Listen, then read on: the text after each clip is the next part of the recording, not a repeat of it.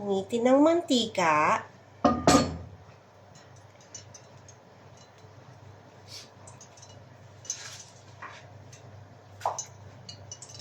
Yan, pag mainit na ang mantika, ihulog ang wangba.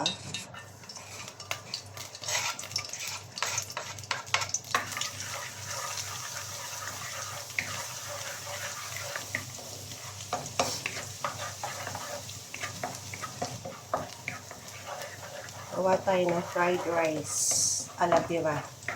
Galing sa tira-tira. Kailangan i-golden fry natin ang mantika, ang bangwa.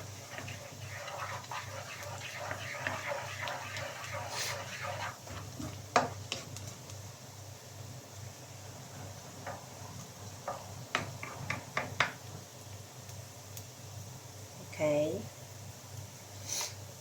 Bango na ng mabang. Wabang.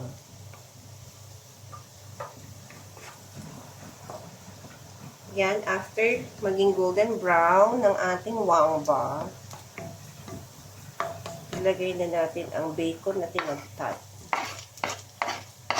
Yan ang magpapasarap sa ating fried rice.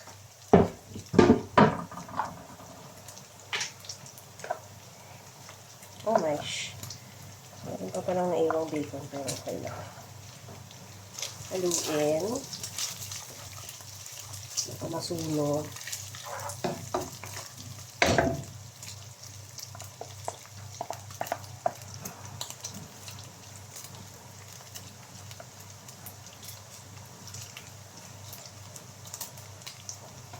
Meron pa ako dito scrambled egg from yesterday. Isama na rin natin siya.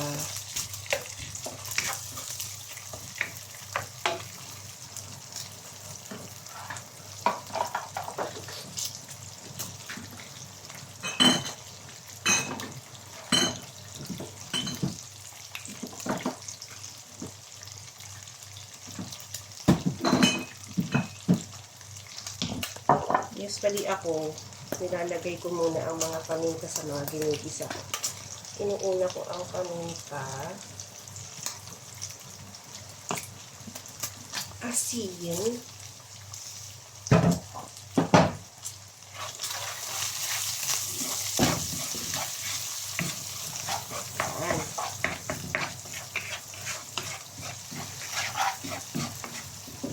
Nag-bonding all together na sila.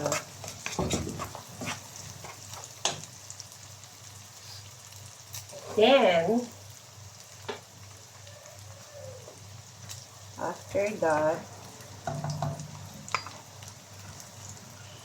ihuhulog na natin ang ating kanin.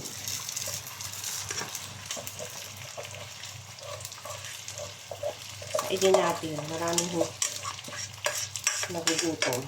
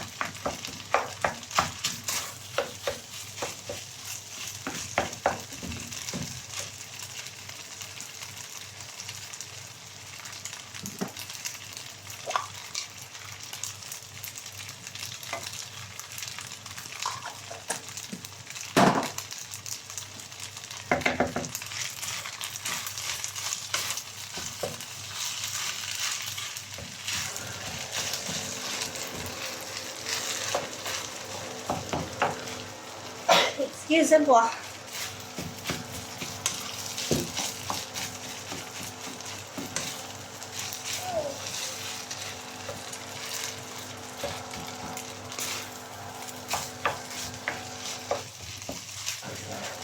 Lagyan natin ng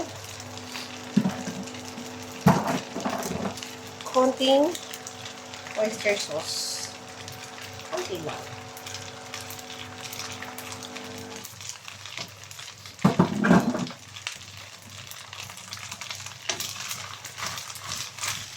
And i-banding all together na sila.